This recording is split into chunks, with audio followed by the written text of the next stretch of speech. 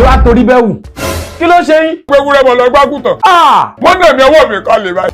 Ẹ pẹ̀lẹ́ o. Ọlọ́run sọ mi lè tí ọmọ tọrọ bá. Àwọn olóná yìí. Lọ́jọ́ alẹ́ sí lọ́yẹ́. Ṣé kìí ṣe pé iná ti lọ jalè? Ẹ wo. Ẹ tiẹ̀ dúró náà ibi lẹ ti gbọ́ àṣà yẹn. Àwọn hip hop náà wọ́n kọ. Ṣé kìí ṣe pé Gbénga Hasan ló kọ yín.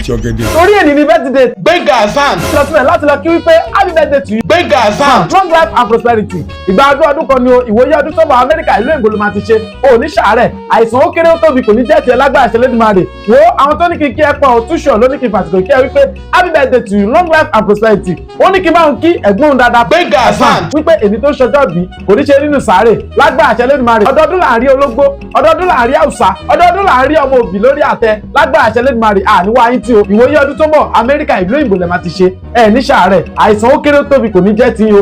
Àwọn òbí wọn ní fojú sunkún yín. Gbogbo ohun tí ẹ bá dáwọ́lé ó máa yọ sí ire lágbára ṣe Lédùmarè. Gbogbo àwọn ọmọ ìjọ yín pátápátá náà ní kí n fàsìkò kí yín pé èmi tẹ́ ẹ̀ ṣọjọ́ bí ẹ̀ ní ṣe ní àìsàn ẹ̀ ní ṣe nínú àárẹ̀ lágbára ṣe Lédùmarè. Àwọn ọmọ máa rí ní gbogbo ìgbà tẹ́ bá wá sínú ìjọ àwọn ọmọ máa fojú rí. Happy birthday to you, long life and prosperity. Ṣé ẹ mọ̀ pé ìyá yín wọ́n máa ń ṣàdúrà fún yín? Àsọtẹ́lẹ̀ ọ̀rọ̀ ni ẹ sọ. Àsọtẹ́lẹ̀ ọ̀rọ̀ ni. Ẹ mọ̀ nǹkan ẹ pàdé mi lọ́hùn.